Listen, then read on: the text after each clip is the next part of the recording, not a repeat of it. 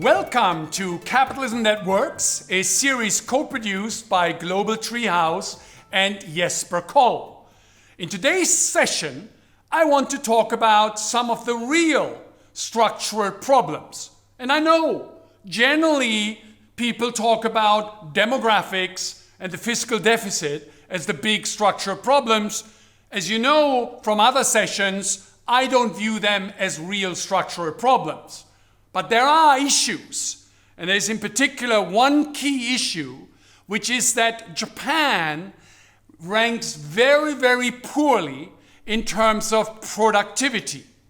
And when you split this back out into the different sectors of the economy, the manufacturing sector and the service sector, you actually find that yes, the manufacturing sector is doing perfectly well. You see that industrial productivity continues to grow very nicely, but the problem is that services, that non-manufacturing has seen stagnating productivity basically for the last 20 years. And why is that? That is because corporate Japan does not invest in new technology. Now again, you see when you look at capital intensity, how many yen of fixed investment capital do corporate leaders put into their companies? You see again, the manufacturing sector, yes, continues to invest into the latest robot technology, into the latest shipping technology, etc. But you see that the services sector has actually seen less and less and less investment into their companies. In other words, the entire digital and IT revolution has bypassed the Japanese domestic service sector, with corporate leaders not investing in the latest technology. And that is something that is a big problem. It means that Japan's domestic economy is punching well below its weight, and it has led, of course, to the fact that corporate leaders prefer to invest in cash, in the record cash balances, rather than invest in the latest technology or even in their people. And this is very important. The structural cash surplus that keeps on growing is holding back the potential of the domestic economy because, look, labor is very poorly paid in this country. Workers' compensation as a share of corporate profits is one of the lowest in the world. And again, if you're a business person or an entrepreneur and you don't invest in the latest technology and you don't invest in the people who work for you, of course, your productivity growth is going to be subpar. And of course, this will hold back the overall macroeconomy. And this is where it gets to a very interesting problem, which I call the bottoms-up problem, which is that, hey, if the Japanese employees, if the Japanese workers are paid so poorly, why don't they speak up? Because there's enough cash, there's enough profitability that corporations have. Why isn't there more of a pressure from the Japanese workers to demand higher wages, better pay?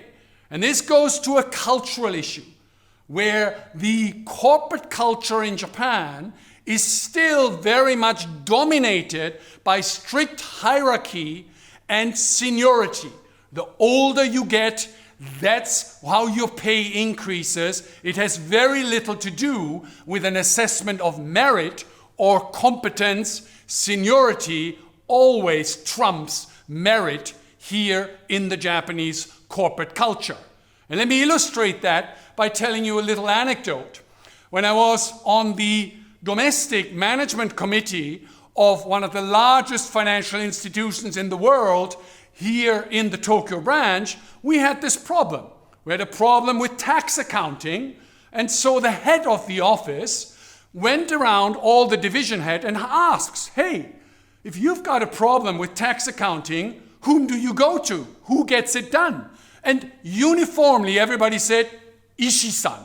Mr. Ishii knows what he's doing. He gets the job done. he is the guy for the job.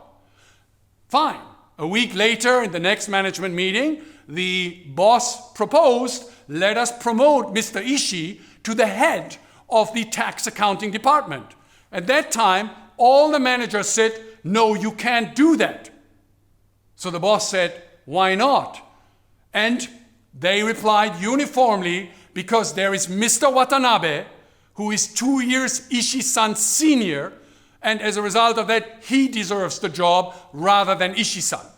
So the boss, who was an American, said, well, I don't get it. We got to promote on the basis of merit. So he went to ask Ishii-san, hey, Mr. Ishii, we want to promote you to become the head of the department. And Mr. Ishii put his head down and said, I don't want the job because there's Watanabe, who is my senpai, who is my senior, and he should get the job. So that's the problem.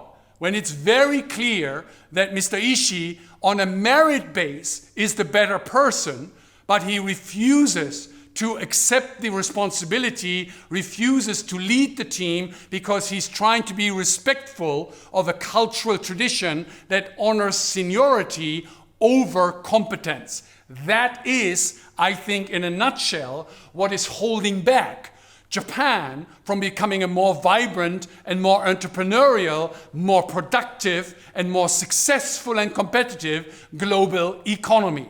And as you all know, at the end of the day, it is those who speak up, those who challenge authority, who create new growth opportunities, create new enterprises, and at the end of the day are the ones who can transform, a domestically stagnated, organization.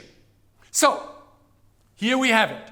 You've got corporate Japan hoarding cash rather than investing in the latest technology, rather than investing in its people. That, in my opinion, is the single biggest structural problem there. Now, let me change pace a little bit.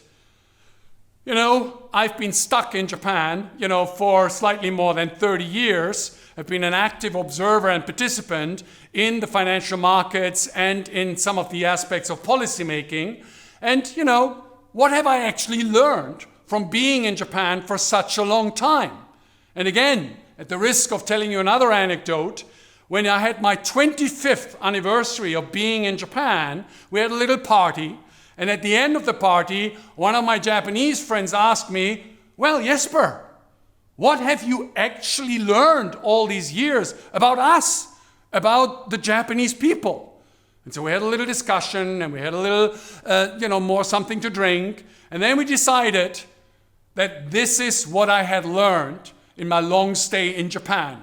Rule number 1, never ever underestimate the ability of the Japanese people to suffer together. And then, rule number 2, never ever underestimate the ability and willingness of the ruling elite to make sure rule 1 is applied. In other words, the Japanese are a little bit too gullible sometimes, too respectful of authority, too respectful of seniority. And if this begins to change a little bit, and the spirit of challenging authority comes to life, I am certain that Japan will not just be a role model for capitalism that works, but that Japan's economy will also begin to surprise on the upside in terms of the overall growth momentum.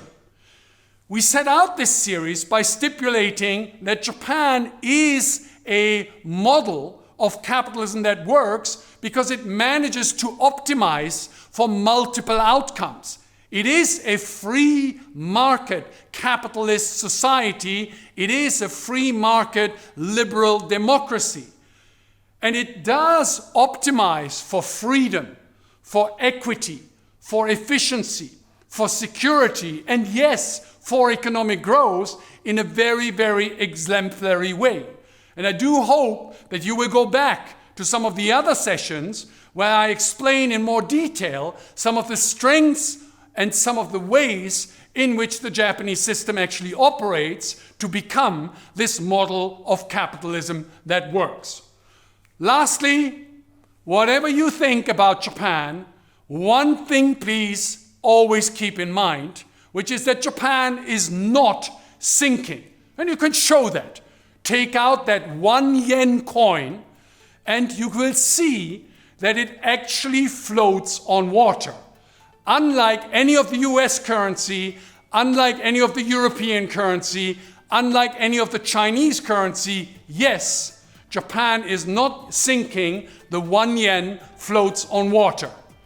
Thank you very much. I hope you enjoyed listening to this session, and I hope that you will go back to some of the other sessions of this series co-produced by GlobalTreehouse and Jesper Koll, Japan, Capitalism That Works. Thank you very much. Sayonara.